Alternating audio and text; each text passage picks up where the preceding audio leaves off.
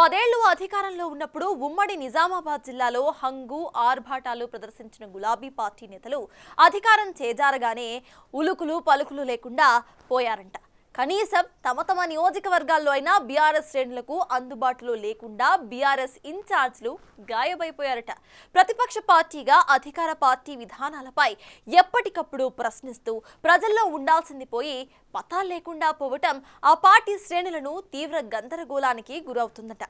జిల్లాలో దాదాపు గులాబీ పార్టీ ఇన్ఛార్జ్లు అందరూ కూడా సెగ్మెంట్లకు ఎప్పుడో ఒకసారి చుట్టం చూపుగా కనిపించి వెళ్తూ ఉండటం హాట్ టాపిక్ గా మారింది ఇప్పుడు.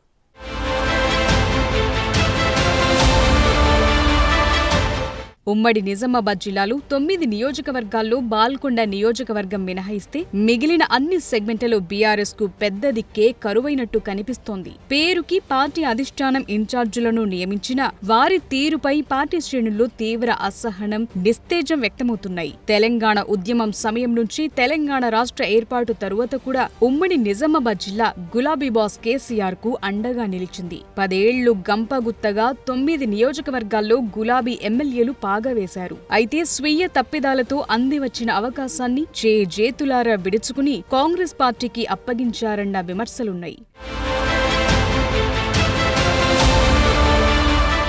ఎమ్మెల్యేల ఒంటెద్దు పోకడలు, నియోజకవర్గాల్లో కక్ష సాధింపు చర్యల మూలంగా ఓటమి పాలయ్యారని గులాబీ శ్రేణులే అంటున్నాయి. పోయిన చోటే వెతుక్కోవాలని అంటారు. అయితే ఆ పరిస్థితి మాత్రం నిజామాబాద్ జిల్లా మాజీల్లో కనిపించటం లేదట. ఓడిన ఎమ్మెల్యేలనే గులాబీ పార్టీ నియోజకవర్గ ఇన్ఛార్జీలుగా నియమించింది. అయితే ఓటమి తరువాత కూడా వారిలో మార్పు రావటం లేదని గులాబీ శ్రేణులు మండిపడుతున్నాయి. బీఆర్ఎస్ ఓటమి పాలై సుమారు 2 ఏళ్లు కావస్తోంది. అయినా నాటి నుంచి నేటిదాకా మాజీలు నియోజకవర్గాలపై దృష్టి పెట్టడం లేదట. కార్యకర్తలకు ద్వితీయ శ్రేణి నాయకత్వానికి అందుబాటులో లేకుండా పోయారని సొంత పార్టీ శ్రేణులు తెగ ఫైర్ అవుతున్నాయి. ఎక్కడికక్కడ పార్టీ ఇన్ఛార్జీలు సొంత పనుల్లో బిజీగా మారిపోయి పార్టీ వ్యవహారాలు పట్టించుకోవటం మానేశారట. 2023 ఎన్నికల్లో ఉమ్మడి నిజామాబాద్ జిల్లాలోని 9 నియోజకవర్గాల్లో 2 స్థానాల్లో బీఆర్ఎస్ గెలుపొందింది. బాల్కొండ నుంచి మాజీ మంత్రి ప్రశాంత్ రెడ్డి గెలుపొందగా బాన్సువాడ నుంచి మాజీ స్పీకర్ పోచారం శ్రీనివాస్ రెడ్డి గెలిచారు. పార్లమెంట్ ఎన్నికల తరువాత పోచారం శ్రీనివాస్ రెడ్డి కారు దిగి హస్తం దోస్తానా చేస్తున్నారు. ఇక ఏకైక బీఆర్ఎస్ ఎమ్మెల్యేగా ప్రశాంత్ రెడ్డి మిగిలారు. జిల్లాలో 7 స్థానాల్లో బీఆర్ఎస్ ఎమ్మెల్యేలు ఓటమి పాలయ్యారు. అంతకుముందు 2014లో గంపగుత్తగా 9 స్థానాలను కైవసం చేసుకున్న గులాబీ పార్టీ 2018లో 8 స్థానాలు గెలుచుకుంది. ఎల్లారెడ్డి నుంచి కాంగ్రెస్ ఎమ్మెల్యేగా గెలుపొందిన సురేందర్ కాంగ్రెస్ పార్టీకి టాటా చెప్పి గులాబీ గూటికి చేరారు. దాంతో రెండవసారి కూడా 9 స్థానాలు కార్ పార్టీ ఖాతాలోనే నిలిచాయి.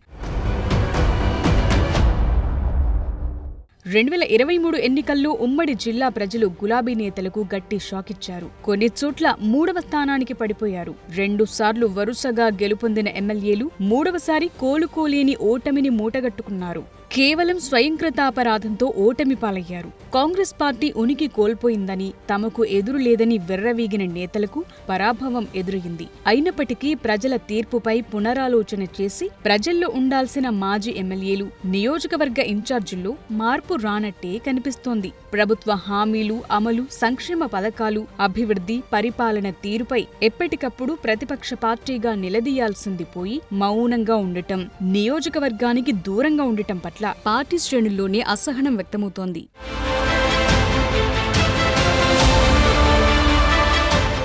ప్రతిపక్ష పార్టీ నాయకులుగా క్రియాశీలకంగా వ్యవహరించాల్సిన సమయమిది. కొందరు ఇన్ఛార్జీలు నెలలుగా నియోజకవర్గానికి దూరంగా ఉంటున్నారు. ఈ వ్యవహారం పార్టీకి తీరని నష్టాన్ని కలిగించనుంది. అధికారం లేనప్పటికీ అధినేత కేసీఆర్ పై ఉన్న నమ్మకంతో పార్టీ వీడని కార్యకర్తలకు నమ్మకాన్ని, ధైర్యాన్ని నింపాల్సిన ఇన్ఛార్జీలు నియోజకవర్గాలకు దూరం అవటం వారిలో తీవ్ర అసంతృప్తికి కారణమవుతోంది. స్థానిక సంస్థల ఎన్నికలు సమీపిస్తోన్న సమయంలో వారి ధోరణి, క్యాడర్కు ఏమాత్రం మింగుడు పడటం లేదట.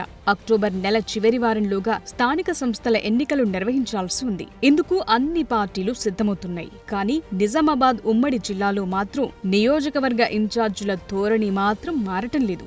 ఇప్పటికీ నియోజకవర్గాల్లో పర్యటనలు కాదు కదా, కనీసం క్యాడర్కు అందుబాటులో ఉండటం లేదు. బీఆర్ఎస్ నుంచి స్థానిక సంస్థల ఎన్నికల్లో పోటీకి నాయకులు సిద్ధంగా ఉన్నప్పటికీ వారిలో ఇన్ఛార్జీలు ఉత్సాహాన్ని నింపలేకపోతున్నారనే విమర్శలున్నాయి.